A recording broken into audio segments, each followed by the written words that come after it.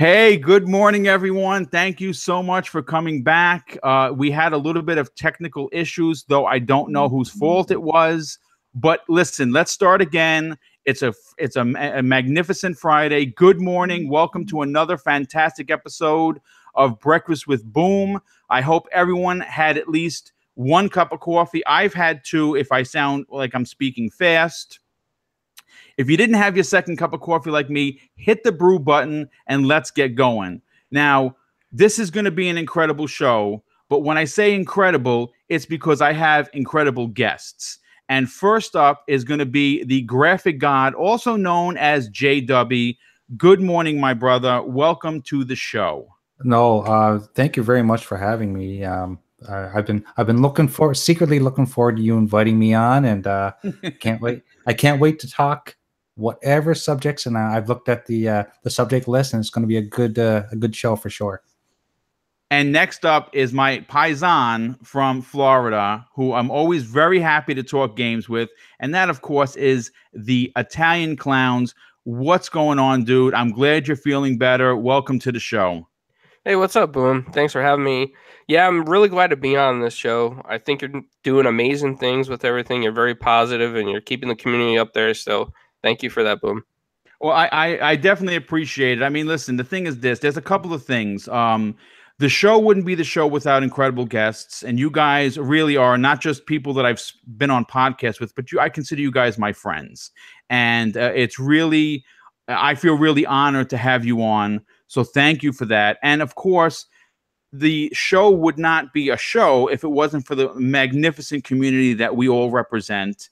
And we're gonna go right into topics now. I know that I said that Randall Thor 19 was gonna be on the show. He is. Unfortunately, he's also having computer issues, so he's probably just gonna pop on sometime during the show. Let's hope that happens, because I'm a good friend with Rand, and I really like his insight on stuff.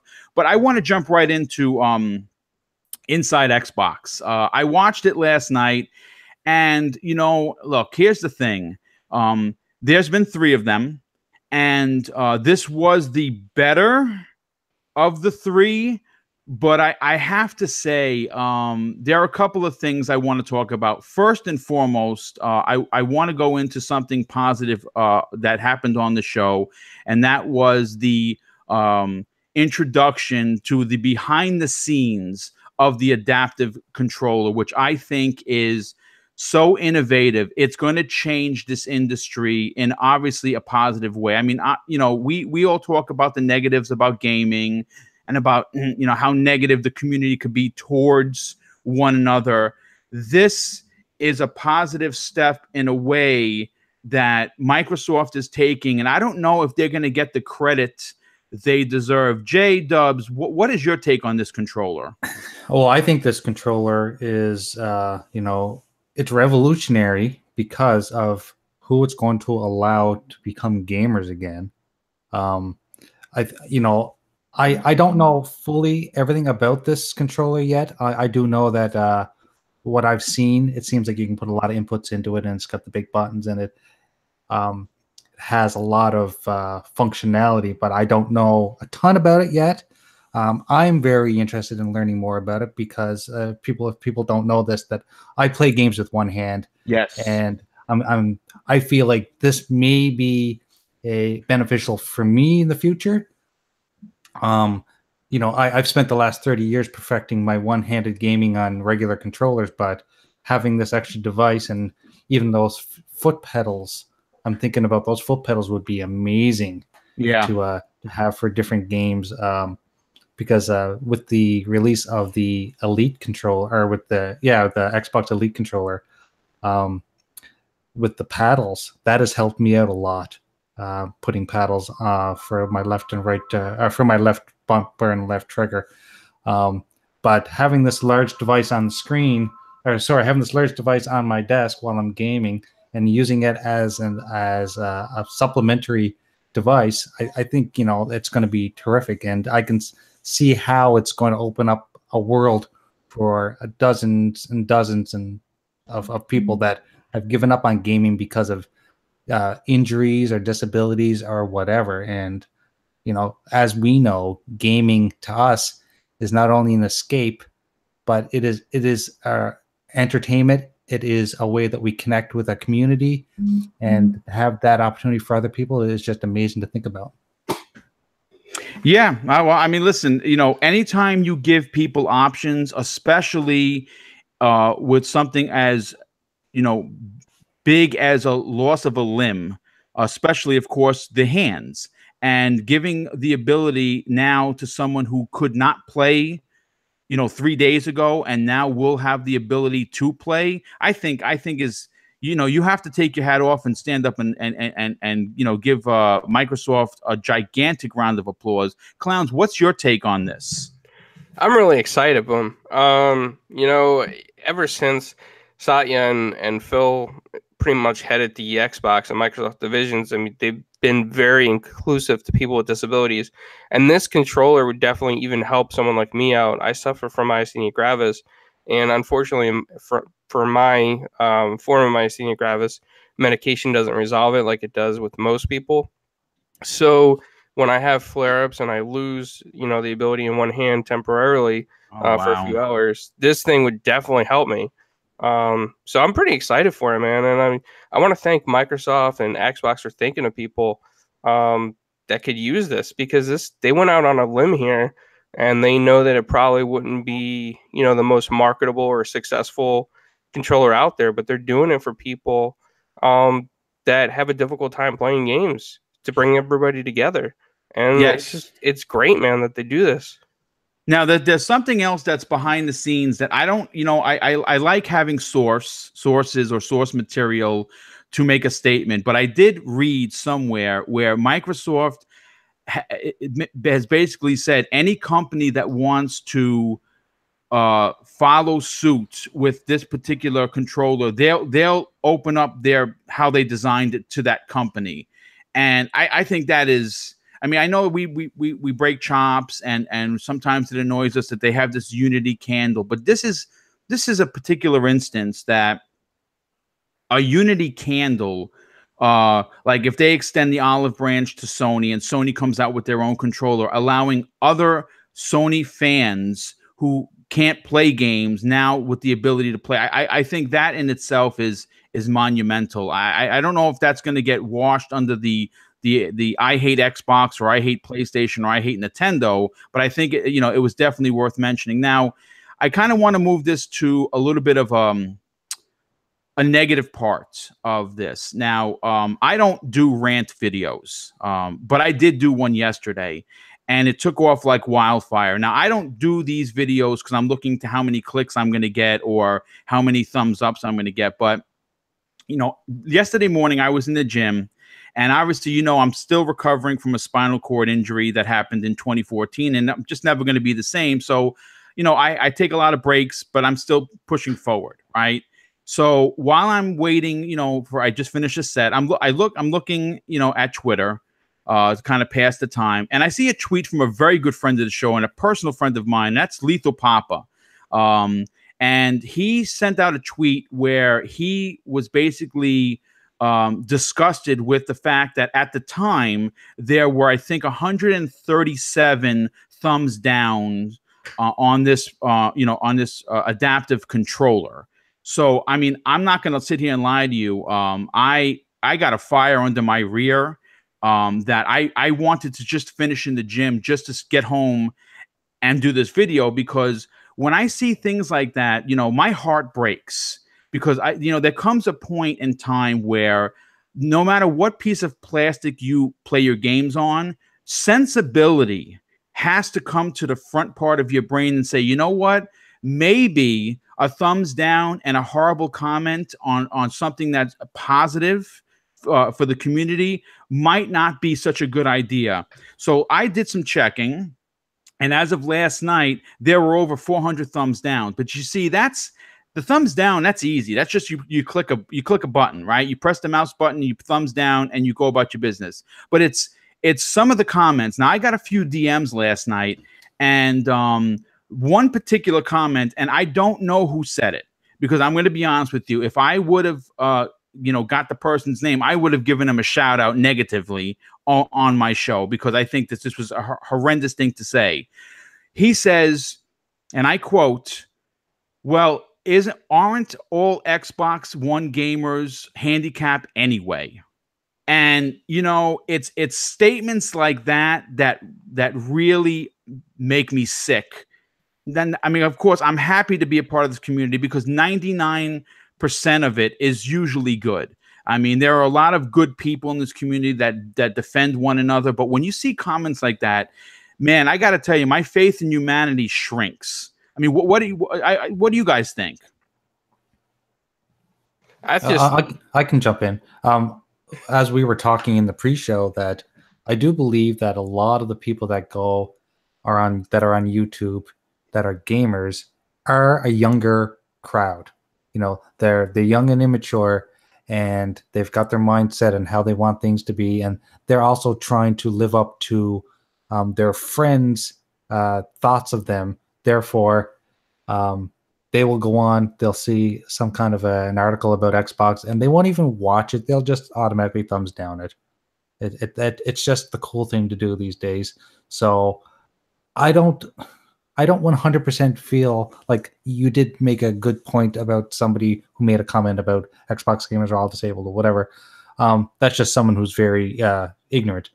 But I think the majority of these people that are giving the thumbs down aren't even watching the article. They see Xbox, they go on, automatically, boom, thumbs down, and they jump to the next video. What about you, clowns? What's your take on it? Because I know that you're a sensible guy. You know what I'm saying? We talk off the air, we talk on the air through DMs, and you're very sensible when it comes to stuff like this. I mean, do comments like that disappoint you with the community sometimes? I stopped getting angry at people like this, because I think, like Jay said, it's a lot of ignorance, to be honest with you. And a lot of these people that don't know anyone with a disability, or they don't have a disability themselves, they're too quick to maybe judge people with disabilities, or judge the fact that something may benefit someone else other than themselves. And I just think they're looking at it from a one-point perspective instead of keeping their mind open. Yeah, okay. Well, I mean, that makes sense. I mean, yes, I stopped reading a lot of the comments myself, because I would get disappointed and frustrated, and at this point, they're really winning if you're getting angry. So, yeah, I got that. So, listen, I want to move on to some more Xbox. The show last night. A lot of people have been really chomping at the bit for anything Halo. I'm one of them. I'm a tremendous Halo fan. I was disappointed, not graphically, and certainly not with the way the game controls, because it's Halo. But I was a little disappointed with the story. I think Locke as a secondary character is fine. I think he would do well. Certainly not as a main character that I had to play for 8 levels over using Master Chief. But last night, they talked a little bit about the Master Chief Collection and what they're doing to it. And again, it's, I'm happy that we're going to get all these, new things added to the game. But it did come out in 2014. So when they said we were going to get some new Halo information, I thought for sure that we were going to get like maybe an ODST2. Maybe an offshoot Halo game to kind of keep us at bay to when Halo 6 comes out. And they announced a partnership with Dave & Buster's, that a light gun game is coming out. It's called Halo Fireteam Raven. And here's the thing, I'm not down on the game, because it is, it's a Halo game and it's in the arcades. The problem that I have is that, the Xbox platform is hurting for exclusives, and seeing this new game launch in the arcades. Now, I don't know how close the Dave & Buster's are to you guys. I have one that's relatively close. I want to say maybe it's about 5 or 6 miles away. It wouldn't be a big deal to drive down there, but wouldn't you rather a new Halo game on your console, on your Xbox One X or your S, or even your launch system? I mean, it looks fun. I don't know if I don't know if they needed to put this on the show per se. I think this could have come out as an Xbox Wire press release and would have been just fine. Clowns, what is your take on this? I gotta say, Boom, I'm actually excited about the arcade game. I can understand where a lot of Halo fans are wanting something new for the console, and I get that. And I can't disagree with them. But for me, as somebody who loves the arcade and loves the rush of pumping in quarters into arcade machines, I'm really excited about this game. I'm also excited that they put 4K in it. I thought that was pretty cool for an arcade game. Yes, This late in the stage for them to do that, that's like eye-opening. That's like telling other arcade cabinet makers, hey, Microsoft's going 4K. What are we going to do? Are we going to do the same thing, or we're just going to keep going with, the standard stuff that we use? And not only that, but in the same sense, it's almost like marketing for Microsoft. Think about this, because it's at Dave & Buster's, right? So there's a lot of kids and teenagers that go through Dave & Buster's. Yes. And a lot of them probably have PlayStation at home and not an Xbox. And maybe they come across this and they're like, wow, this thing is amazing. This game is great. It looks great. I'm having fun with all my friends on co-op on this arcade machine. Maybe I'll go home and get myself an Xbox and play some Halo on there and see how I like it.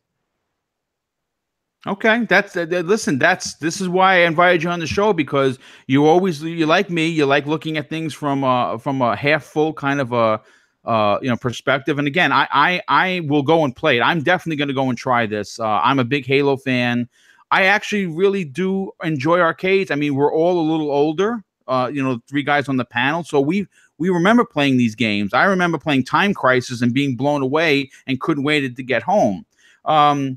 Jay, what I mean, are you going to give this a shot? We don't even have a Dave & Buster's anywhere they near said Canada. They said U.S. and Canada. They did say Canada. Maybe they have them out west, but here on the East Coast, the only place you can play an arcade game here in the East Coast is at your local bowling alley. Believe it or not. Oh, wow. Yeah, like all the arcades that they had in the malls are all gone now, and I think at some of the amusement parks that are only open seasonal, they sometimes have arcades there. So maybe I'll see one there. But my kids have gotten to the age now where they don't want to go to amusement parks. They're teenagers now. Yeah. Mm-hmm. I don't know when I'll ever get back to an arcade, but the game itself, I always liked those on rail type shooters, because that was another big reason why I got a Dreamcast back in the day, was for House of the Dead and for Time Crisis and those types of games. That there were a lot of really good on-rail shooters back then, and I always enjoyed them. And when I do go to the arcade, actually, the movie theater has arcade games too, so maybe I'll see it at the movie theater. Oh, that makes sense. They do have. I mean, again, it's a very pricey machine, and it's big because it has chairs for 4 people, because it's 4-player co-op. So right. I mean, you need space. You definitely need space. I think it's a lot of fun, but I kind of agree with you in a way that, I would have preferred them to make an announcement of something that I could play in my home. But the fact that they're making announcements at all, I think we should be just happy with that, because we all know that the information that's been coming out of Microsoft has been few and far between, and we're just looking for more positivity. Yes. And, yeah, absolutely. I'm not sure if a lot of people feel that this information was a positive take on the Halo franchise, but it's something. And we'll kind of get into that later when we start talking more about Microsoft's messaging. Oh yes, no doubt about that. Okay, well listen, let's move on to another subject. And again, this you may not like it. You might find it to be yesterday's news, but No Man's Sky coming to the Xbox One platform. I know a good friend of the show, Jago, was like, no way, he doesn't want no part of it. I get it. I can understand. I mean, when you think about it, you think about the PlayStation, but to be completely honest, this really is another game, because I put 90+ hours. I know people are going to be like, I can't believe you did that. I actually really enjoyed it, so much so that I bought the collector's edition for, I buy most collector's editions, but I bought the collector's edition for the PlayStation 4, and it came in a nice box set, which I thought was great. But I enjoyed the game so much that I went out and bought the PC special edition because it came with a model of the ship that you start with, which I have displayed, and I just sold the PC code privately. So I'm a fan. I'm going to say that I did not know this, and I know that many people, when you think about Xbox, you think about multiplayer, right? I mean, that's why most people use their play their third-party games, as well as the first-party games when we have them, of course, is because being socially playing online is you think of Xbox. And they mentioned something last night that actually shocked me. I didn't expect this, but there's going to be multiplayer in No Man's Sky where you and your buddies could fly around the galaxy and play this game, while you're BSing over the mics. I think that is a big addition to the game, something that the Sony fans did not have. And obviously they have a single player campaign in here, where it's like a 30-hour story, which is great, and they have all the other multiplayer stuff, dogfighting. You could be a pirate, you could be a tech, you could be a guy that just flies ships. It sounds amazing. What are you guys? Jay, are you interested in this? Is this something that you would actually buy? I'm not sure if it was something I'd actually buy. When I first saw them presented on the PlayStation stage, it wasn't something that really attracted me, but I'd be willing to give it a try for sure, because I kind of try everything. As you can, if anyone ever looked at my my game library, you'd understand that I buy a lot. I don't finish a lot, but I buy a lot because I just like to try new things all the time. But one thing that I think is going to probably a lot of people are going to think the same thing as I am, is that Sean Murray, when he was on stage talking about he was on the show talking about this, and he was saying that there's co-op. I seem to remember him saying that once before. And yes, and I'm not saying that he's still out there bullshitting, but my problem is that the faith in Sean Murray has already been degraded to the point where, does anyone ever even believe what he says anymore? It's funny you say that, because when I was watching him last night, he seemed like he didn't want to look at the camera. Like he was almost like, because he's a shy guy. I've seen him in interviews, and he's very low key. Even when I'm not sure who was interviewing him, asked him if he would come back on the show, and he's like, maybe. You know what I'm saying? So he was a little, if the money's right. Yeah, So I mean, look, here's the thing. At this point, I don't think he would have the gumption to come on a live show and basically say it again, that, oh yeah, co-op's here, and then we buy the game, or you get the game, and it doesn't have it. I think that would be devastating. Clowns, what is your take on this, brother? Did No Man's Sky ever interest you? Is it something that you would play? I mean, I was sort of interested in it when it first launched, and then all the negative press and the fact that they misled people with some of their advertising kind of disappointed me. I do feel good, though, that Sean Murray made a turnaround and a comeback, and he's trying to honor some of those things. So I'm probably going to give it a chance just because of that, because this guy, I mean, he had everybody against him at one point. Yes. And then he still has the courage to come back and try to make this game successful. I got to give him some credit for that. Yeah, and can he even risk having to go back into hiding for another couple of years? I don't know, man. It wasn't. Now here's the thing. They gave a release date. It's coming out July 24th. I believe that was the release date. I think that's what I have written down. If I'm wrong, I apologize. But here's the thing. Does this not scream Game Pass to you guys? Yeah, definitely. I mean, because I'm going to be honest. I mean, I know that Mooch, good friend of the show, personal good friend of mine. Of course, Jay, you work with him. Clowns, you know him for years. Who we talking about? We're talking about Mooch. We're talking about Mooch Mooch is going to get the game. We know that for sure. Shout out to Big Mooch. Doesn't ring a bell. But I don't know if I would go out and buy the game personally. Though I think because of its baggage, and it has a lot of it, this game showing up in Game Pass would be, in my personal opinion, absolutely fantastic to the game, because if someone played it and was playing with their friends, because this basically for me, and if I could be wrong, but this seems very similar to Sea of Thieves, just in space. If with adding the multiplayer, not the single player. If you add the multiplayer, and you're with a bunch of your friends flying around in space, getting into trouble, shooting robots, shooting other players. I totally see the connection. I really do. I mean, it has the possibility of being, a Sea of Thieves type thing in space, because now they added the multiplayer. But do you want to spend, $30? I would drop it, no problem. 60, 50, 60 bucks. I don't know, because I already played 90 hours of it. I would play it again, but I don't know if I would want to invest, another 60 bucks in that game. I mean, it's coming out in a good time, because the summer is pretty much dead. So July is a good release for that game. What do you guys think about coming into Game Pass? You think it's something that should happen? I'm all about Game Pass. Yes, I know. We talked about that off the air. I'm all about Game Pass. I made a deal with my wife, because I've been buying so many games in the last little while. Like, I'm literally, like, in the last month, I bought Just Cause 3. I bought Raging Justice. I bought Star Wars Battlefront 2. I think I bought 4 games this month. It's gotten to the point where I'm out of control. So I made a deal with my wife that I would go into Game Pass, and that would alleviate a lot of the first party exclusives that I wouldn't have to pay for. And I convinced her that it was a good idea, and we're going down that road now. So I'm all about the Game Pass for now.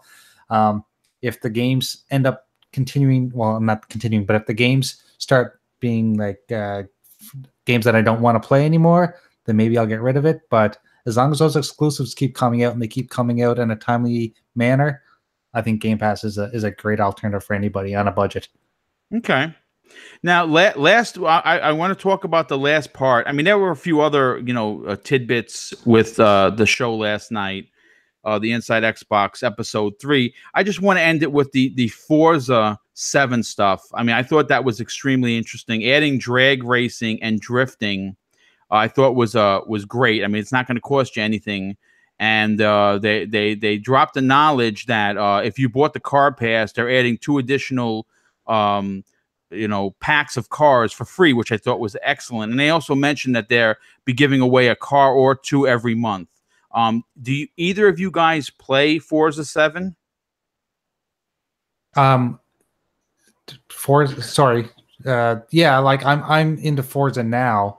And it was something that's funny, because I was not into the simulation type racers before Forza, because of because I got the 4K TV, and of course I knew it was going to be a showpiece. Yes, for sure. So I got into it, and it really, tell you the truth, it actually captured me more than Forza Horizon did, because I found Forza Horizon, because I have such a short attention span, that Forza Horizon just had so many things I had to do, and it made me feel like, I'd log in, and then I go, okay, what do I do now? But with Forza Motorsport, it's basically go to the next race, go to the next race, go to the next tournament, go to the next race, go to the next. I like that linear progression, so I got right into it, and I've been playing it on my Xbox. I've been playing it on my PC. Anytime I get a few minutes, because I'm a busy guy, I don't have time to sometimes sit down and play for 4 or 5 hours. But if I want to jump in and play a quick hour, I'll play Forza, and I'll do a couple of races. So okay, and I really enjoy that game, and I'm looking forward to trying some of these new features for sure. Okay, Clowns, what about you, brother? Are you a Forza player or not really? Forza for me depends on my mood. Like, some days I'm really into it, and some days I'm just like, why am I playing this? But I want to say this though, Boom. Regardless of my opinion, I think what Xbox is doing for Forza and what Turn 10's doing, I think it's amazing that they keep adding content, because that keeps people interested in the game. It keeps people coming back, and it shows fans of the series that, hey, after some time, they're not giving up on us. They're going to keep making content. So I should keep buying their games. So I think it's great. Yes, I agree. I mean, I'm going to be honest with you. I bought Forza 7 for a lot of reasons. I like racing games. It's very simmy. I would, if you gave me a choice that you can only have one.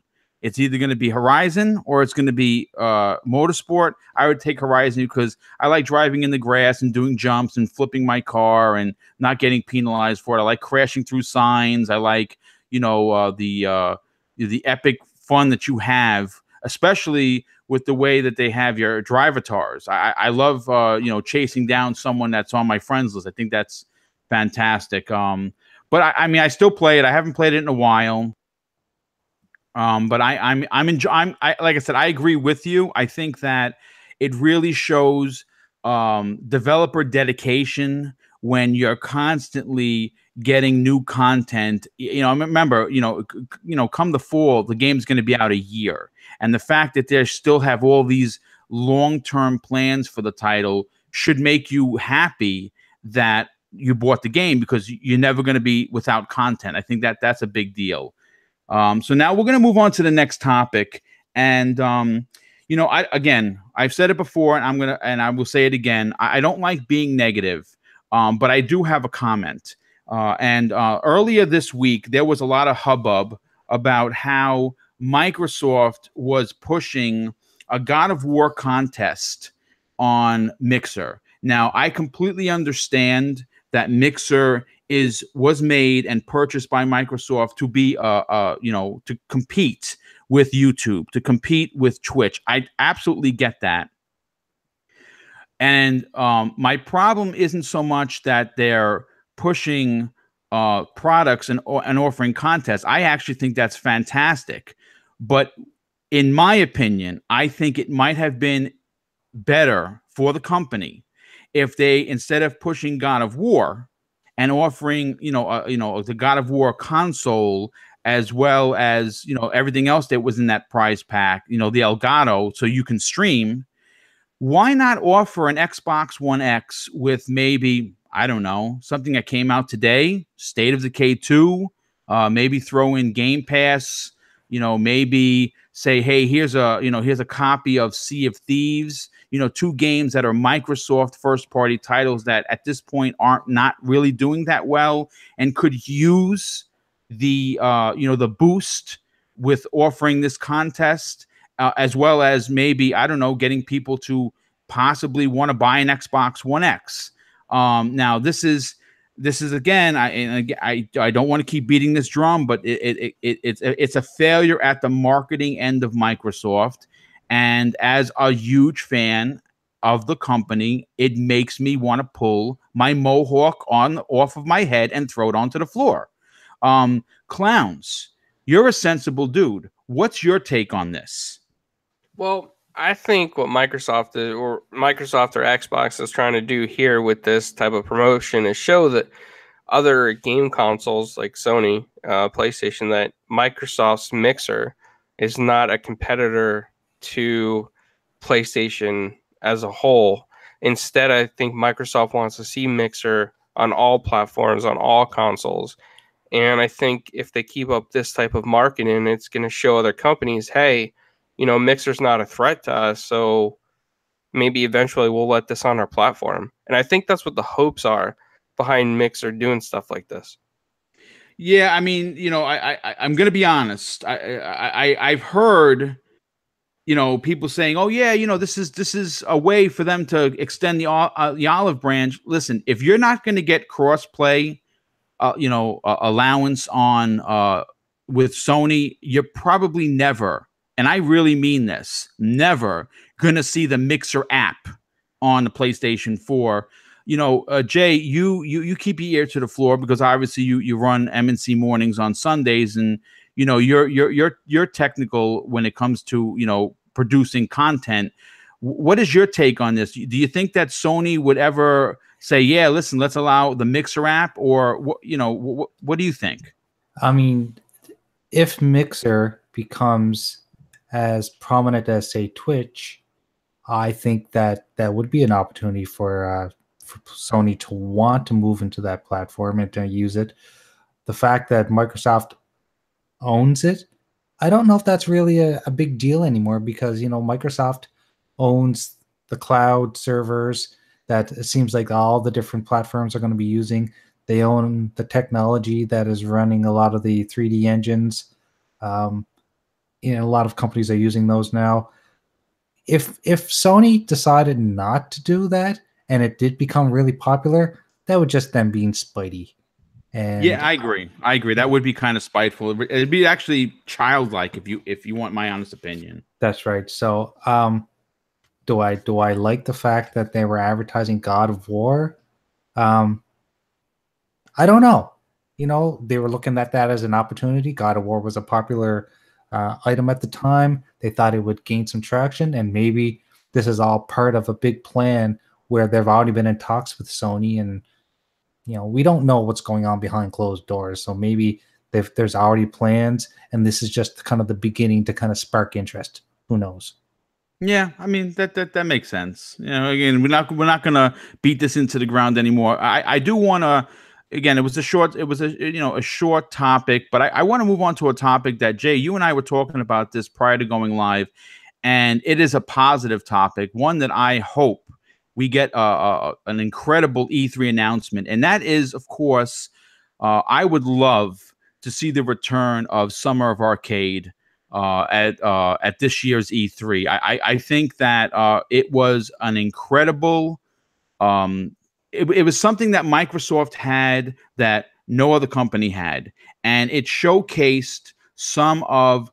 I mean, look, I have the list in front of me, and I'm not going to read it because it's obviously it went on from 2008 to 2013. But here's just some of the games that were released. I mean, look, you have Bionic Commando Rearmed, Braid, Castle Crashers, Marvel vs. Capcom 2, Shadow Complex, Explosion Man, Teenage Mutant Ninja Turtles, Turtles in Time, Trials, Castlevania, Harmony of Despair, Hydro Thunder, Limbo, Monday Night Combat, Deadlight, Dust, Hybrid, Tony Hawk's Pro Skater HD, Racketeer, which was very underrated as well. From Dust, Fruit Ninja, okay, not so much there. Toy Soldiers Cold War was fantastic. The HD version of Flashback, Brothers: A Tale of Two Sons, Charlie Murder.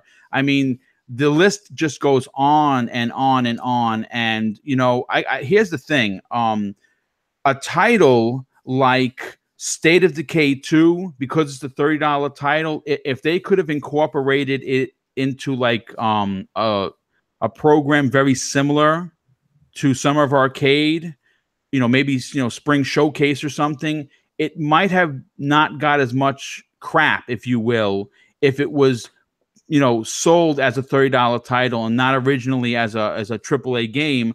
Do you think it's high time, Jay, that we see the return of Summer of Arcade? Definitely. Okay, so all those titles that you just mentioned, you know what they all have in common? They're all exclusives. I've played every one of them. Oh, okay. Well, that's even better. And I guess what?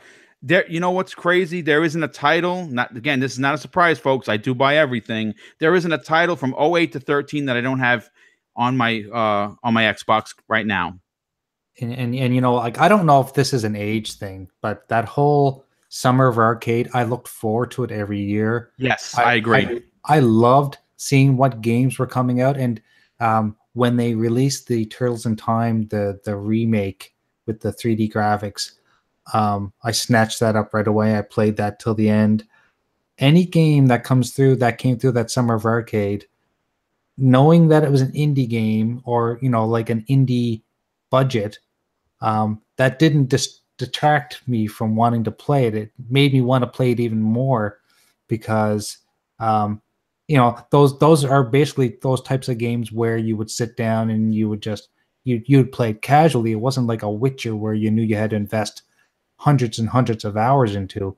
And maybe it's an age thing. Like I said, I'm an older gamer, and those types of games really intrigued me, and I wanted to play them. I want to see what was new and what was old made new.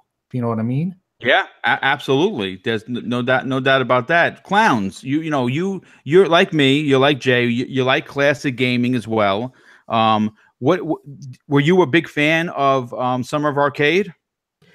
You know, Boom, I'm going to be honest with you. I didn't even realize what Summer Arcade was probably when it was going on. So a lot of times I would just buy, you know, the Xbox Live arcade games just randomly, like the Turtles one that Jay mentioned. But I really had no clue what all that Summer Arcade buzz was about. I would like to experience it and be involved more in it. So I hope Microsoft keeps it up. Well, you know, my biggest problem with with all the stores, it's not just picking on Microsoft, because you know PSN is also very confusing to look around in, but you know there are so many games that come out on a weekly basis. I feel that if you're a developer trying to get your game on Xbox and there isn't you know, a fall ball or a Summer of Arcade or a spring showcase or something where you can get your game in there and be showcased, it's going to be buried, because there's so many games that have come out that I was like, when did that title come out? I didn't even know about that. I'll see it in a tweet. I'll see someone playing it. Someone will do a video, and I'm like, wait a second, what's that game that they're playing? I've never seen that before. And I think that it benefits the smaller titles, but I think it also brings people to the platform when you have something special. Again, you know, I understand, you know, that we all talk about Unity candles and your piece of plastic plays this one and mine can play that as well. But I'm going to say it, you know, exclusives matter. And when you have something special like a Summer of Arcade where you can have more, you know, and this is the other thing, a lot of those games that I read were console exclusives. So you're not only, you know, having an event on your platform that brings good light to your particular piece of plastic, but it also allows you to say, hey, we have these games, these exclusive indie games. No one else has them. And of course, that in turn brings revenue, brings positivity to your console. And if there's an old, I mean, listen, I'm going to be honest with you. If I wasn't an Xbox owner and I saw both Teenage Mutant Ninja Turtle games that I used to pump quarters into the arcade, even if they were only $15 titles, I would go out and buy the system because I could play those games. Yeah. You know, so I mean, look, again, I did. I'm gonna do an official, you know, prediction show. But you know, when we talk on Crossfire, and I've tweeted this numerous times, one of my predictions, and I've made quite a few, is that they are gonna announce that they're gonna bring back Summer of Arcade. I really hope I'm right with that. But I am going to move on to the next topic. And here's the thing. This is Sony and / Microsoft at the same time. Now, earlier this week it was talked about. Last week, I think it was Friday when the news dropped, Sony has announced their E3 plans. They said, okay, we're going to have these 4 games. Now, the new hip term, if you will, is bangers, right? That's the new hip term. And every one of the games that they're going to show off are in fact bangers for the console. Of course, they're all console exclusives. Now, I'm going to be completely honest. I think you'd be naive to think that they're only going to show 4 games and then be out. I think we're probably going to get, okay, well, we have one more. They're going to show, I think, at least one more. And of course, they're going to show some third-party marketing stuff. But you see, this really now moves on to Microsoft. I am going to say this. People will agree. Some people will disagree. And I understand. I think that Microsoft is in such a position that they absolutely have to kill this E3. I think their backs are to the wall with no wiggle room whatsoever. And no one is responsible for putting them there but Microsoft. There's no doubt about it. Okay, so here's the question that I not only pose my 2 guests, but I posed the chat and anyone that's going to listen to this later on. Is it possible, or no, let me just rephrase that. Is this a golden opportunity for Microsoft to go all out? I mean, I'm talking balls to the walls. Okay, now, again, I'm not making this up. Phil Spencer said himself that this is going to be the biggest E3 in the company's history. And that's really saying something because the Xbox, came out in the early 2000s. So that's really saying something. But the question that I have, and I will continue with it, is this an absolute golden opportunity for Microsoft to regain brand confidence with their fans with a killer show? I'll start with you, Jay. What do you think? Yeah, I think that they've been taking so much heat for the longest time, and the heat doesn't seem to be going away anytime soon. Especially it seems like now. It's getting hotter. Well, yeah, I mean, the State of Decay just gets released to lukewarm reviews. The Xbox, Inside Xbox that was on last night is being bashed left and right for some of the content that they chose to put on the show. That there's no letting up. They have to do something to gain back confidence of their fan base. You and I spoke about this in the pre-show regarding budgets. For the longest time, people are saying, Microsoft's not investing in their gaming like they used to, and that's the reason why some of these games are coming out and they're buggy and they're not doing well. Well, we don't know, and this is not a defending Microsoft comment, but we don't know what's going on behind closed doors. We don't know what was already planned for the last couple of years before Phil Spencer was promoted.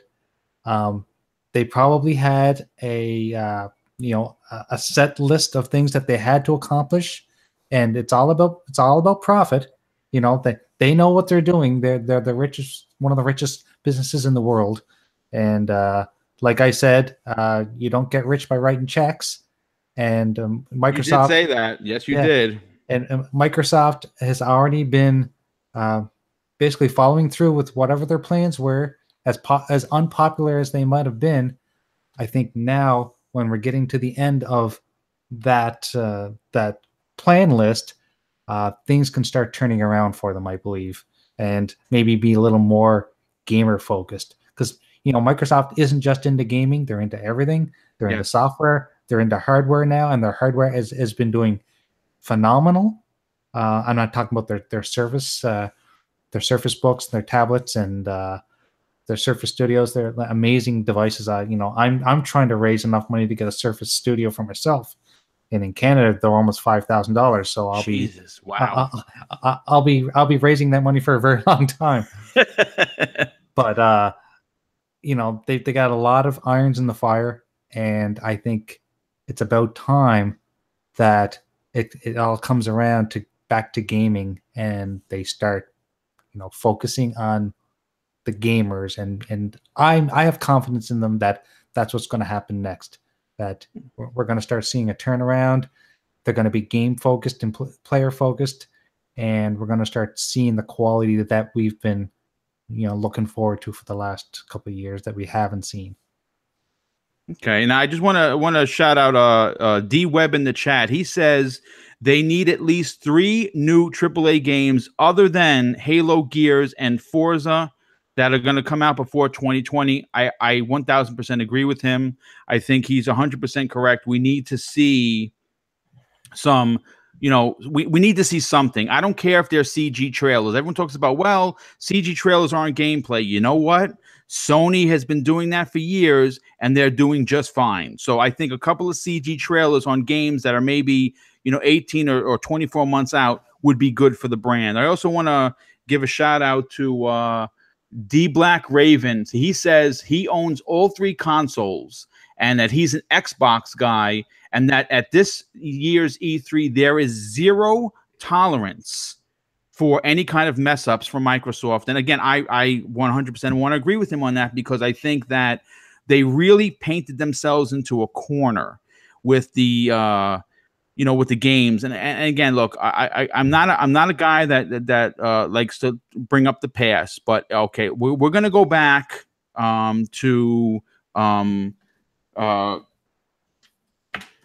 2017. 2017 was a miss year for the Microsoft platform. We all know this. Yes, they had Forza 7. Yes, they had PUBG. Yes, they had Halo Wars 2. And of course, they had Super Lucky's Tale, which I happen to really enjoy. But Super Lucky's Tale. Yeah, it's a miss, right? So now you have that block, that 12 months block. You say, okay, companies could miss every now and again. I get it. But you see, now this is where we start to run into a little bit of problems, because now we're in the middle of May, right? So 5 months of 2018 have come and gone. And now if you add, I'm not a mathematician, folks. I'm just a gamer. 12 plus 5 is 17 months of so-so, lukewarm, low-rated games, media bashing left and right. This is now it's go time. Clowns, what is your take on this? Do you think that with what has happened in the last 17 months and E3 being only a couple of weeks away, do you think it has to happen? They have to give us a killer show. I think it's tough for Xbox at this point. I think no matter what they do, it's never going to be seen as a killer show. I mean, maybe hardcore fans would see it that way, but I think the general public and most fake news media outlets are going to look at it like, oh, it's just mediocre. Xbox is just doing this again. Xbox is just doing that again. But I do agree with the chat comments that we need something else besides Halo, Gears, and Forza. Definitely, for sure. I'm hoping that maybe we'll see like a Fable 4 drop. I'm hoping that comes out. And I'm hoping they do it like a massive RPG so that it takes in all those media journalists who love The Witcher and love like the Fallout. Because if they can win their hearts over with a massive Fable 4 RPG, that would be huge for Microsoft in the press circle. Other than that, I honestly don't know what else they can really do at this point. They try to market their games and people always twist it in a negative way.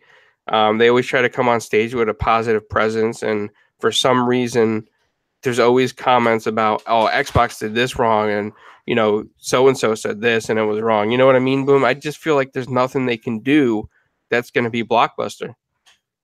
Victor Ellisteen asked a question in the chat.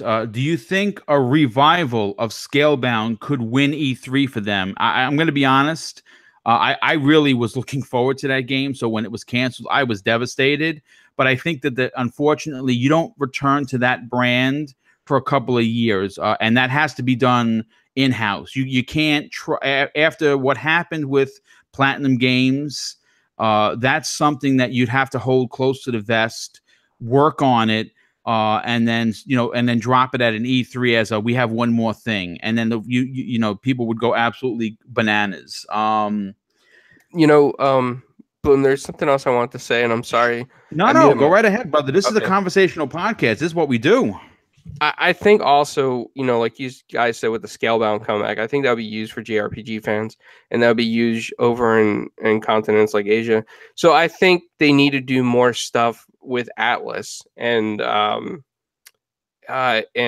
what's the other company called? I think NSYS or something. I'm not sure, but at Level 7, I think they need to get those guys on board and start doing some JRPGs to get, other fans in other countries into this console, because pretty much it just feels like a North American Western style console at this point. Well, you know what? With that said, I mean, I'm again for considering that we don't have any real official announcements and E3 is close. Phil Spencer has been very chatty as of late, and I like that. I do like that. He has went back and forth this year, especially. Back and forth to Japan. He said they do have a lot of Japanese type announcements at this E3. So I think we're going to get a couple of JRPG exclusives. I'd like to hope that they are exclusives, because the console really needs it. I mean, if we're getting games like, look, if Neo comes out on the Xbox One, I'm going to buy it, because it is the closest thing to Onimusha that has been out, and I'm a big fan of that series from Capcom. I put nearly 100 hours into it. I never beat it. I suck at Dark Souls, but for some reason I was really good at that game, and I would rebuy that title. But I don't think that Microsoft at this point can hang their hat on games that are coming to the console that are already out on the PS4. Yes, I want those. You know, Nier Automata, I want that game because that game is a throwback to the 90s type of gaming that I remember enjoying on the PlayStation 2. Right. So I would, you know, I would gladly, or the original PlayStation, I would gladly play the game like that again. And I would probably buy it, even though I already own it on the PlayStation 4. But if you want to make an impact and you want to tell your gaming crowd, are the hardcore Xbox fans that keep pushing the system along, that you give an S, then what you have to do is you have to lock in exclusives. And again, I don't understand where it's been lost in translation that exclusives don't matter for Xbox, but they matter for, I mean, look at Nintendo. Last year, they released 2 megaton titles in both a Mario and a Zelda game, and each one of them are in the millions of sold. I think they're probably close to 10 million per title, which is outrageous. And then you move on to Sony, and okay, a game like Neo probably didn't even sell more than 2 million copies. Nier Automata, probably 2 million copies. You know, some of the other titles that were Japanese, you know, based games didn't sell millions, but they were still only available on your PlayStation 4, and that moves consoles. That moves positively, you know, thoughts towards your system. You know, again, Sony can't do any wrong. They're the darlings of the industry, and that's because they put themselves in that position. So, in regards to E3, I'm not saying that everything Microsoft has to put out there for on stage for us to see is going to have to be an exclusive, but they need to change their ideology when it comes to these exclusives. They need to make people say, listen, and I get the Play Anywhere thing. A lot of people don't like that. I know Mooch and Crap are not big fans. My brother happens to be a big fan of that. And if you own a rig, I don't. I have a Surface laptop, so I'm not running any Microsoft games on my Surface. But if you own a rig and you want to play back and forth, it does work for you. If they want to run with that, I get it, but they need to at least make games exclusive for those two platforms, not available anywhere else. And they really need to push that forward during E3. And, you know, we've heard several things that have me excited as a fan. And if you remember, Clowns, when I first came on Crossfire back last June, one of the second or third episodes that I was on, we were talking E3 because it was right around the corner. And what did I say back then? I said, not only is Splinter Cell going to be coming out, but it's going to be an exclusive. And I think that we're going to get that. That's another rumor that's popped out that I have heard, that not only, I don't know if it's a permanent exclusive, it might be a timed exclusive, but I think we're getting that. Perfect Dark popped up. I'm pretty sure we're going to see something. I think we need to see something on that. In regards to E3, what do you think Microsoft, Jay, what do you think Microsoft has to show in regards to a specific title that will say, okay, this was big for the company, this was big for the fans, this was big for the console? What game rings out to you that they have to show? You know, like, I hate having I love that question and I hate that question, because the question makes me want to say something like Gears and Halo, but everyone's tired of hearing about Gears and Halo. If they were to do something dramatically different with Gears and Halo, it would be a mixed reaction from people, right? Whereas when they did an extreme change to God of War, and I hate bringing God of War up as an example, but they changed God of War up and it became a critical success. Can they do that with a Microsoft franchise that has already been established for years? I don't know. I think that Microsoft is such under the microscope now that anything they do is going to be criticized and ridiculed for, you know, it's either going to be they'll be labeled as they're being desperate. That's why they're changing things. Unless it's super super different and interesting, I don't know what they can do right now. But I would like to see, of course, a Fable. I'd like to see Fable come back. Yeah, that's a big one. That's a good one. Yes. Fable's one of my favorite franchises. I would love to see a Fable come out that does something like, and I'm not saying go first person, but something that pulled people in when, like, the first time anyone played Skyrim. First time I played Skyrim, because I was a gamer that played Dungeons and Dragons when I was younger. That really intrigued me because it made me really feel like I was playing a Dungeons and Dragons type game. If they could do something like that with Fable, keep it Fable, but change it enough so that it's more modern, if you know what I mean. Something that people are expecting, or even just go the extreme route of making it super polished like a Witcher.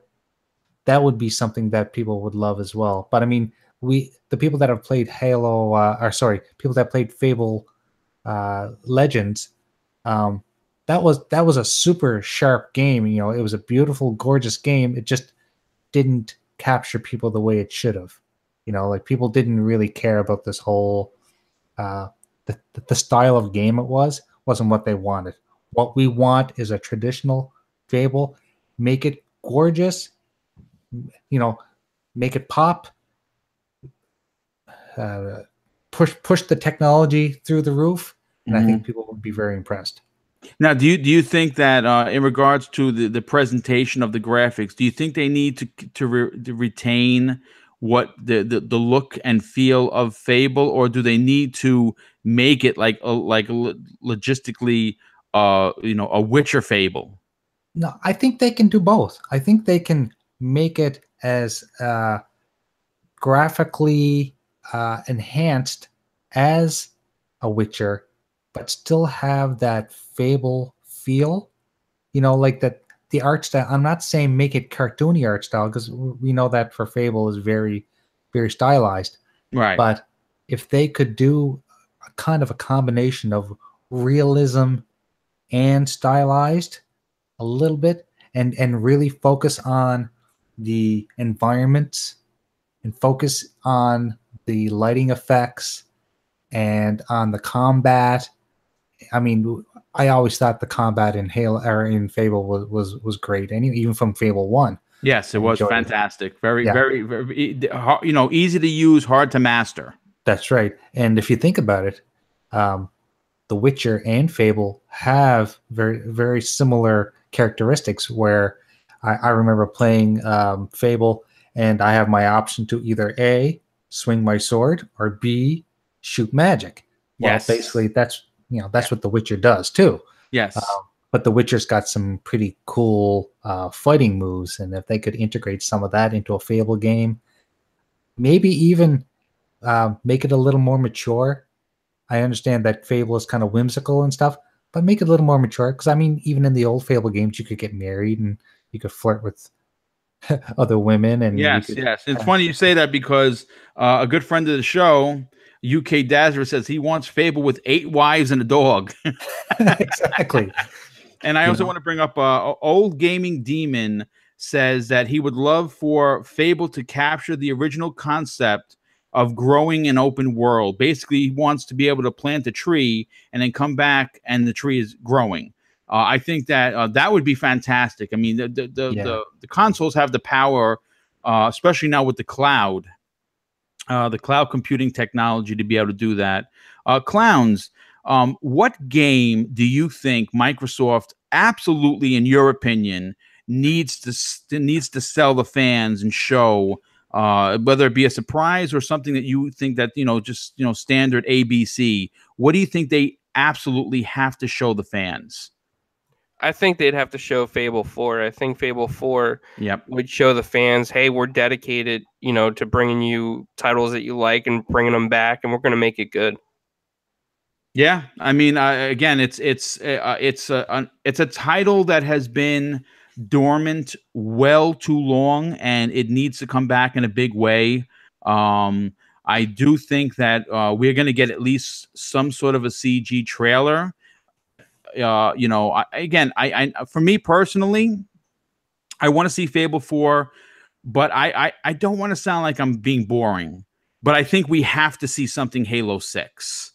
I think people are starving for Halo. I think a lot of people, I'm not saying everyone in the community because you can't put everybody under an umbrella, but I think a lot of the Halo community was not only a bit taken aback by Halo 5's the way they did the story. I think that there's something, there's something missing where you don't feel like when I played Halo 5, first of all, I just beat Halo 5 a couple of months ago and the game is old as hell. And I could not, play the game because I wanted to play as Master Chief. And at every, turn, it was like Chief would be literally minutes and Locke would be hours. And I'm not saying Locke is a bad character. I think he's a pretty cool character. I just think that should not have been the main character in a Halo game anyway. You want to give me, a blue team, or a red team mission where it's him and his crew. That's kind of like an ODST that holds me over to Halo 6. I'm in. I'll sign the paperwork right now. I'd be down with that, and I would gladly play it, stream it, and love every minute of it. But if you're going to give me a mainstay Halo game, we got to play as Chief. That's for me standard 101. And also the other thing, again, not trying to play too close to the vest. I think that we should see something of Gears. I think I know that there's rumors that we're going to get an offshoot Gears. Now I know Crap has been a big proponent about not liking the idea of an XCOM type of Gears. I think I don't think it should be the only thing. I would love to see, and a lot of people didn't like Judgment. I happen to really like Judgment. I'm not saying we should get another Judgment. I'm saying that if they want to give us an offshoot Gears, now would be a good time to drop it because the console is hurting for first parties. And that's the other thing I want to bring up.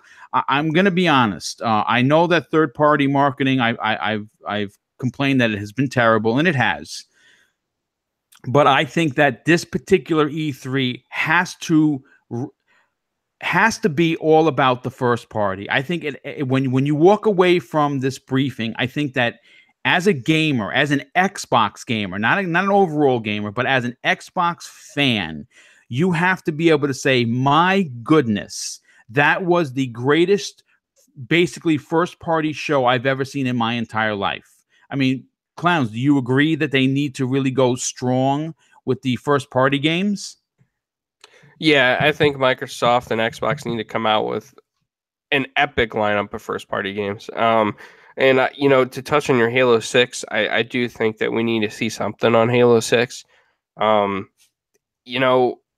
just the fate of the universe in Cortana that we need to see what happens and unfold. Boom. Yes, that's true. I mean, again, I have no problem waiting. Now, here's the thing.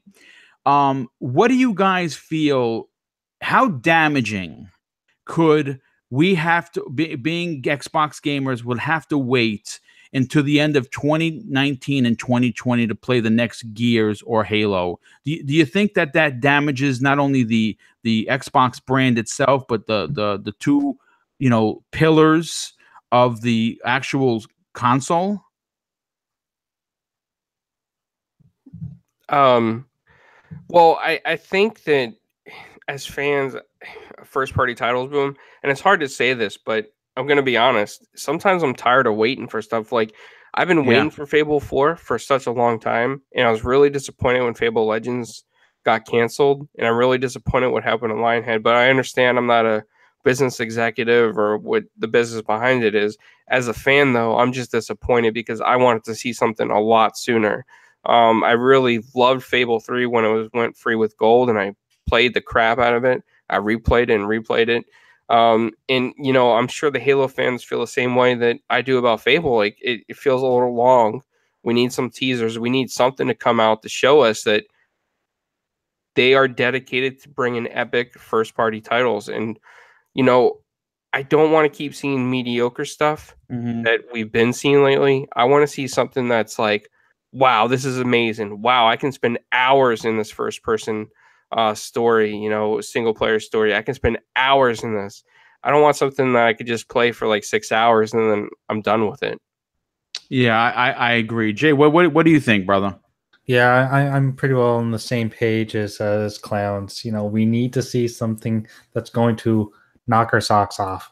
We've gotten to that point where everything that they've been showing the last year or so has been okay. I'm not a complainer.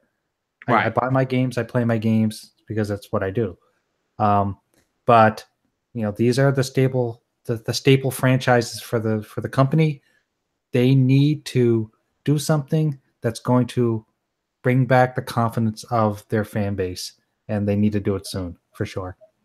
Yeah, I absolutely agree. And what we're gonna do is we're gonna move into the last topic, and it's basically my Road to E3 series that I like. And now we've discussed E3 a lot on the show today, and I'm very happy with of course, the questions. I'm of course very happy with the answers that you guys gave because you're both very honest, and that's what we need from Microsoft. We need transparency, we need honesty, we need a roadmap, a game's roadmap, but the last part of today's show is I think that for Crackdown 3 to become relevant in any possible way. Now, here's the thing. I am a gigantic Crackdown fan. I loved 1.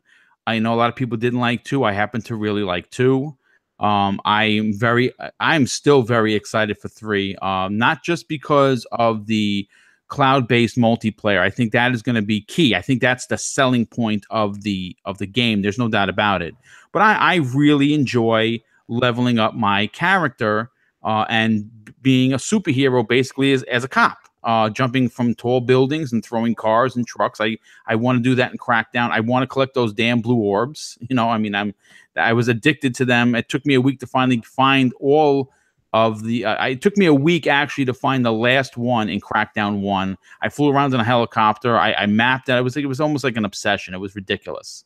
But for this game to regain some of its momentum, because it has lost a significant amount of it, there's just no doubt about it.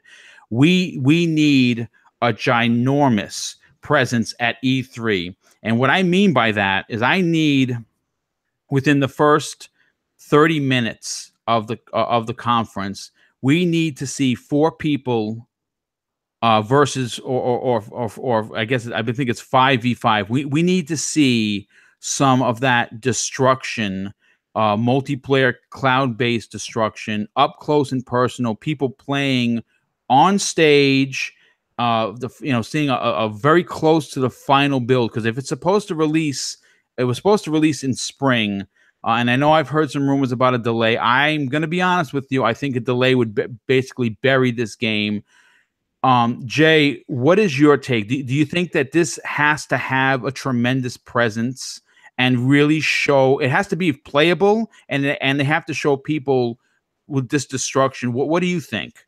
Yeah, I think that Crackdown is probably it's kind of like the MacGuffin in the gaming industry, where they've been talking about it and we haven't, we've seen glimpses a little bit here and there of, here's a little bit of the multiplayer, and then here's some of the single player, and are they living up to what they're claiming is going to be, the selling point of this game?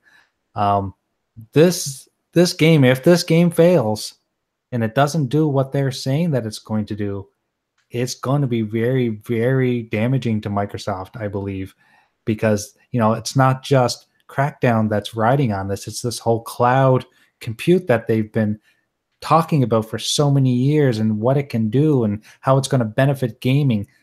If it doesn't do what it does, they're going to lose all faith in all gamers. Yeah, I'm man, I get depressed when I think about Sea of Thieves came out. I was a big proponent. Again, I'll admit I did not purchase this game because I'm more of a single player game. I publicly said that. If it would have been, and I know, Mooch, cover your ears, if this would have been like Destiny-esque, where it had your multiplayer and it had your PvE, I probably would still be playing Sea of Thieves. I think it's gorgeous. And I was really excited for that game. I don't care what the Metacritic is for State of Decay 2. I like zombies. I'm still looking forward. Like anytime I watched any kind of preview or review, even though some comments came back negative that there was glitching stuff, the game still looked fun as hell, and I can't wait to play it. Listen, Dealer said this last night on his pop-up video where they did a reactions podcast to the Xbox show. If you liked State of Decay 1, you're probably gonna like State of Decay 2, and I think it's just State of Decay 1 just bigger, and I'm all for it.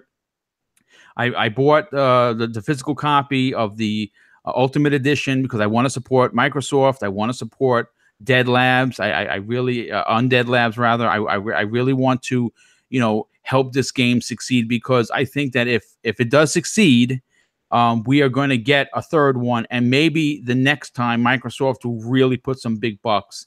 And then we're moving on to Crackdown 3, and I want this game to succeed, but I just don't want it to succeed with Xbox gamers. You understand? Like, being such a fan of the series, being a fan of the brand, I want this game to come out, and I want it to be, its multiplayer to be so revolutionary, where you are with your 4 other buddies and you're fighting 5 other guys and you're tearing the place up to pieces, cars, buildings falling down on you.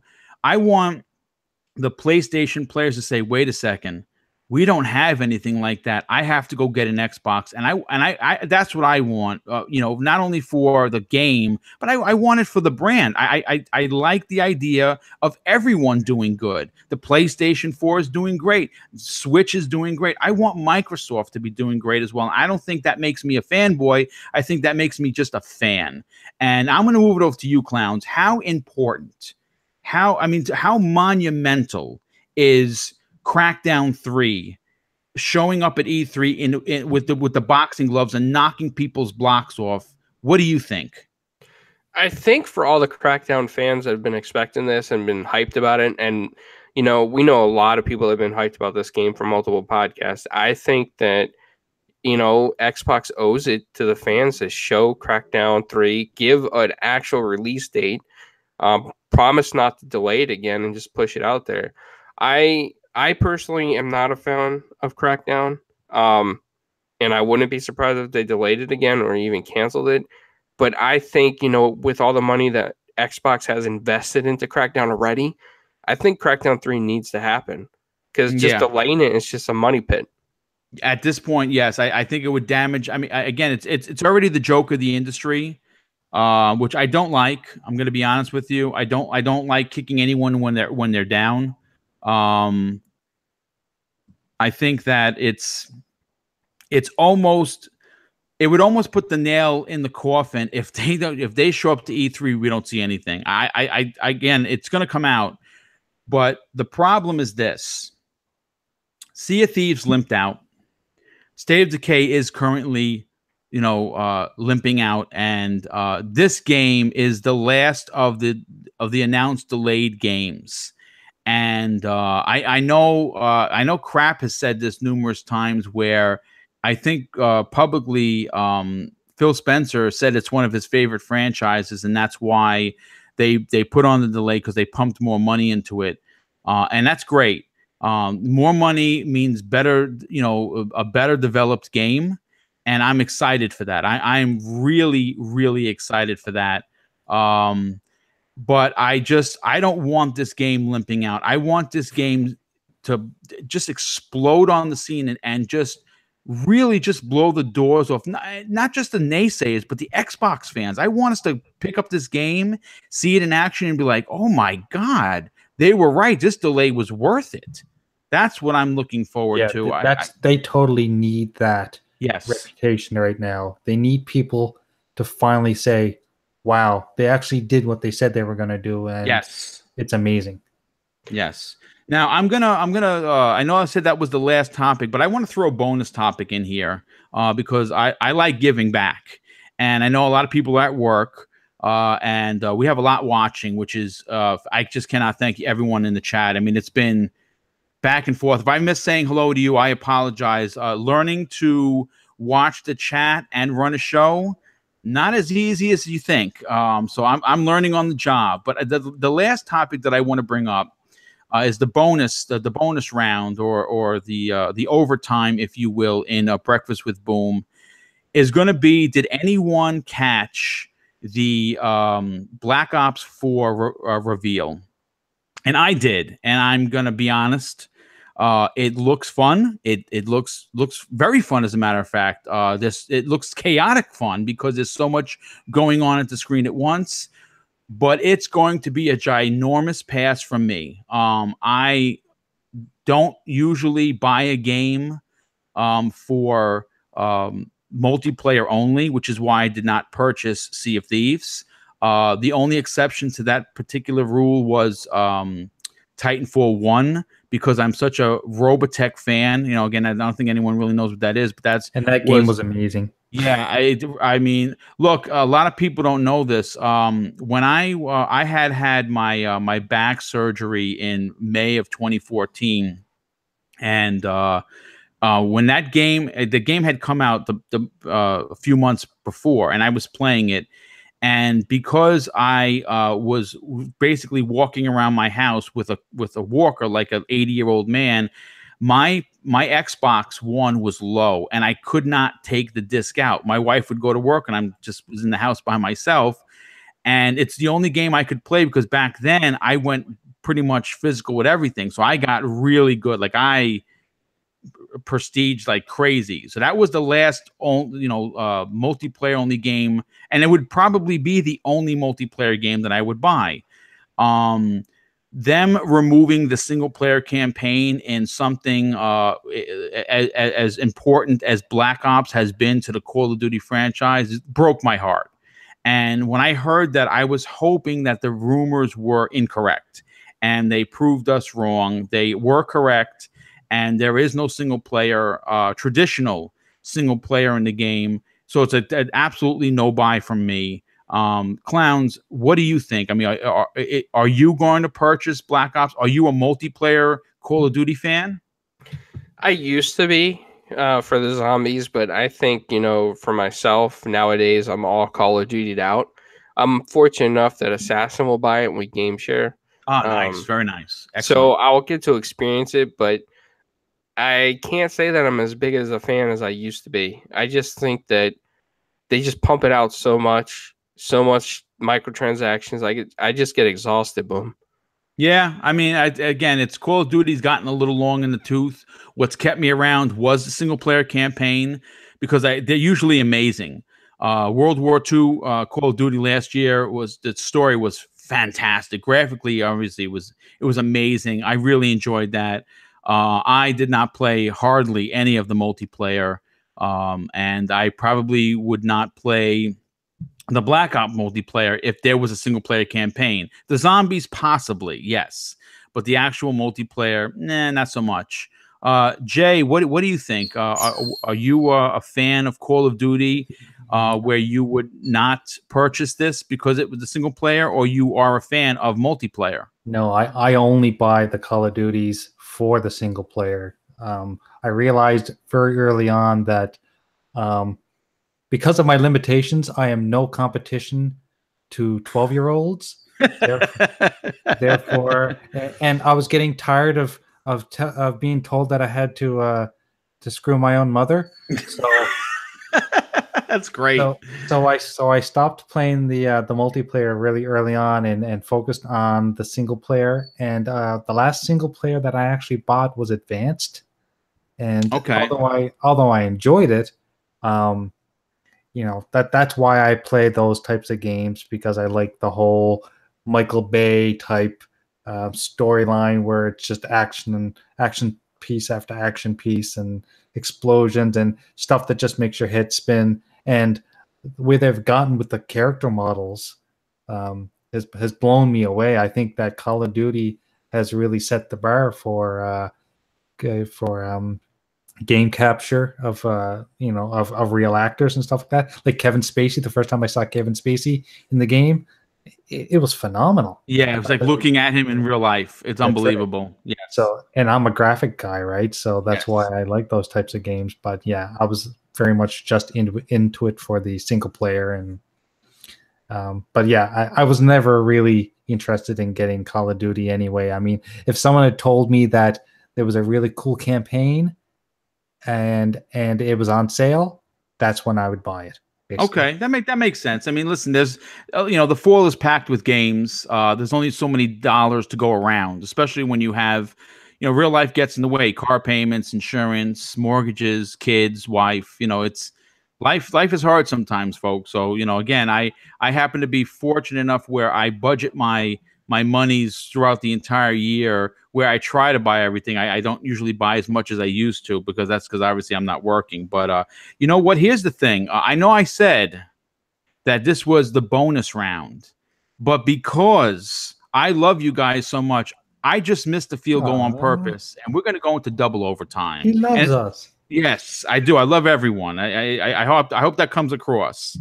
And I want to shout out two people that brought up this topic, which is the bonus round. The bonus of the bonus round is now brought to you by Zenchi and D Black Raven, who bring up Battlefield 5. And I don't think you can talk about Call of Duty without bringing up Battlefield 5. And the reason why I want to, kind of take 5 minutes before we go and talk about this is because they had a reveal also. And surprisingly, they're going to have a single player campaign, like a straight up single player campaign. And it's going to be in the modern era. Clowns, does this excite you as a fan who likes the stories? My mic cut out for a second there, Boom. What game is this? No problem. What I was saying is that Battlefield 5 had a reveal also. Okay. And not only is it going to be modern, but it's going to have a single player campaign. Does this excite you to purchase Battlefield?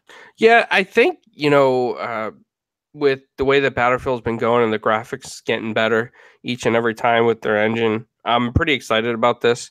I love single player campaigns. Even if Battlefield's going to be a short one because they focus more on multiplayer, I'm still going to get it just for that, Boom. Yeah, I listen. I'm not gonna sit here and lie to you. I've always been I've played Battlefield multiplayer. I like Conquest. I think that's fantastic. I did not like Battlefield 1's multiplayer. I played it. I kept getting blown up on a horse. It just was not my thing. I sucked. But modern, I may want to dip my toe into this pond. Jay, we just talked about it. I know money is limited for everyone, but because this has a single player campaign, would you be down to purchase Battlefield 5? Yeah, that was the reason why I bought Battlefield 4 was because for the campaign, which was fantastic. It was absolutely fantastic. Yeah, so, and I had a great time with it. But yes, I'm all about the campaigns, and I don't want people to think that I'm just a single player guy. And if I'm a single player guy, why am I on Xbox? Why am I on PlayStation? Well, there's that's a whole different discussion. But right. We'll have you back on and we'll discuss that in a future show. Yeah, exactly. but I did like my single player stories, single player campaigns, and I love the action. And yeah, definitely. Like if I do, like the added bonus is that if I know that there are a lot of my friends that are going to play the campaign or play the multiplayer, that I can play with them and not have to play with a bunch of random 12-year-olds. I will buy it. I'll play the campaign, and then on game nights where people get together to play some Battlefield, I'll definitely jump in and have some fun with the people that I enjoy playing with. But yeah, definitely, I'm looking forward to that. And they, like Clown said, they keep getting better and better.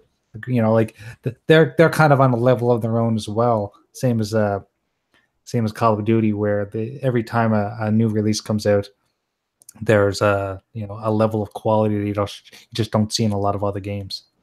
You know, to be honest, I mean, I not only do I agree with you, I think that see, I know there are a lot of people in the chat that dig the multiplayer, and I don't blame you. I mean, Call of Duty multiplayer is fast, it's furious. You gotta be good. You know, the perks are always pretty amazing, but I think that this year, because there's a lot of negativity towards the Call of Duty franchise. I mean, it's Activision in general. They're money whore masters, and they would probably sell their own mother to get a profit, which is disgusting.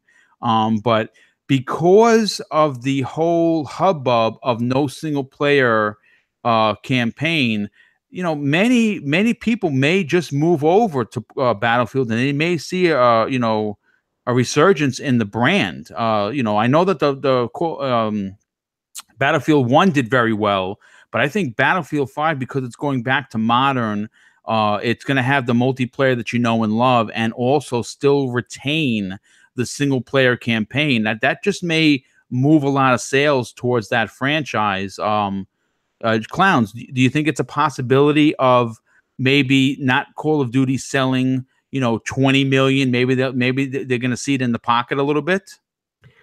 You know, it's hard to say, because Call of Duty is one of those games where you have that crowd that's like religiously on that series. So I think that it's going to keep selling no matter what Activision does. It's just a, you know, like a money waterfall for them.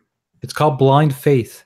Every Yes. year it comes out, they blindly just go and buy it because, you know, they're not buying it for anything except for playing with their friends. So that's why it's going to sell. Well, yeah, again, we'll see. I think it's coming out. Both of them are going to be out in the fall. I'm interested to see if Activision does lose sales because of it. Because I know that it's the people who buy Call of Duty for multiplayer outweigh the single player. But I think that a lot of single player fans were disappointed. I'm one of them. Jay, you're one of them. I know Clowns. We talked. You're one of them as well. That they're just not going to buy this year. So they're going to lose sales. How much sales is going to be another show. So what I want to do is we're going to end the show now. I want to thank my two guests. Rand also apologized. He's been having some issues with his computer. He could not get it started. So I am going to have him on another time. But a gigantic thank you to Clowns and to J-Dubs for basically making this out of the three shows the best one yet. It was absolutely fantastic. Thank you. Your opinions were right on point. It was great to have you.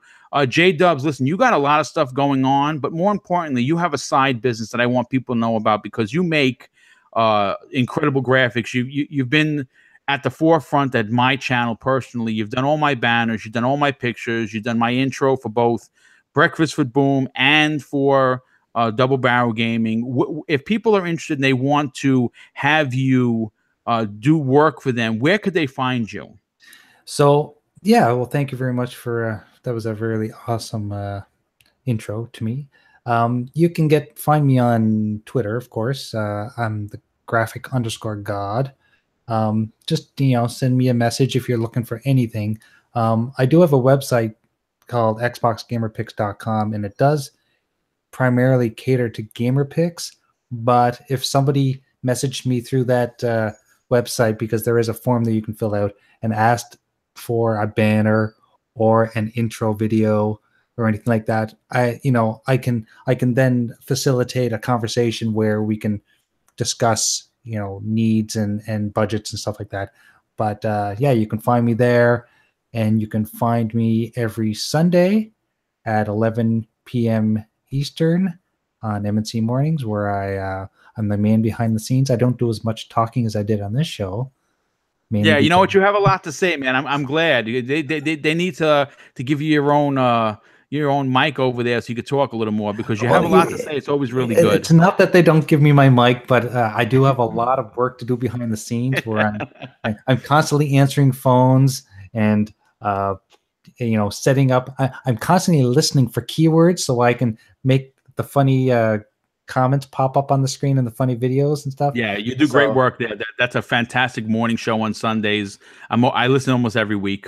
Yeah, and as you and I discussed, and I'm not trying to get anyone's hopes up, but I think down the road that you and I will work together, and maybe we'll get something similar going with this show as well. Yes, that would be great. I would love to do that. I think that would be fantastic. Again, I'm always trying to do new things. I'm always trying to keep the channel fresh. That's why I've been doing my unboxings. But hey, clowns, listen, you also have taught me a lot. You don't really know what I've learned from you because I may not have said it, but I came into this very raw. And I followed a lot of your leads, and I was on Four Guys with Quarters. I love the direction that you have taken that channel in the show with the guys. What else you have going on, and where can people find you if they want to hang out with the Italian clowns? Thanks, Boom. I appreciate that, man. Every Thursday, usually 7 or 7:30 p.m., we do Four Guys with Quarters. Lately, it's been delayed because Inferno's been out of the country and other stuff's been going on, but we're going to get back to our regular schedule. You can also find us on Twitter at 4GWQ Podcast, or you can find me at Italian Clowns with a Z on Twitter there as well. We're back up on iTunes, Google Play. We're soon to be on Spotify. So we're trying to grow ourselves across multiple platforms out there on the internet. Excellent. Well, you do a great job. I love the work that you guys are doing, man. I actually wanted to say that it was Four Guys with Quarters that basically inspired me to push M&C Mornings the way it's been. The first time I watched Four Guys with Quarters, I saw what they were doing with the interface and doing with the topics popping on the screen. And because I have a graphics and multimedia background, I thought, hey, I could probably do something like this. And I had several conversations with Inferno and things like that. But yeah, they were a huge inspiration. So if anyone's not subscribed to those guys, go watch them because they're the originals, really. Thanks, yes. Jay. Yeah, I mean, like I said, I learned a lot from Clowns was nice enough to have me on the show when I was, very, very new. And I watched many of their episodes. I mean, I was a fan of many people prior to being able to be privileged enough to be on the shows with them. We know the story, we know the history with Mooch, a good friend of the show who's doing the moderation. I mean, he's not called the moderator of the year for nothing. And that, of course, is a very good friend of mine, UK Dazris. A gigantic thank you and a shout out to him. It has been nothing short of amazing knowing him as a friend. I consider him a brother. He does have his show every Wednesday. Clowns, are you going to be on this Wednesday show as well? Yes, I am, Boom. Yes, me too. So that's going to be next Wednesday. It's going to be a Rock'em Sock'em panel. If you're not subscribed to UK Dazris, you should be, because that guy is, he knows his stuff. Get ready to get dazzed. Yes, exactly. So listen, again, I thank my guests. I've shouted out several people in the chat. The chat has been amazing. The show would not be the show if it wasn't for the chat. And I want to thank you guys from the bottom of my heart. And I just want to wish everyone an amazing weekend. Play some State of Decay 2, support Undead Labs, support Microsoft, and have an awesome weekend. Thanks for coming out today, guys. Thank you for having us. Thanks, everyone.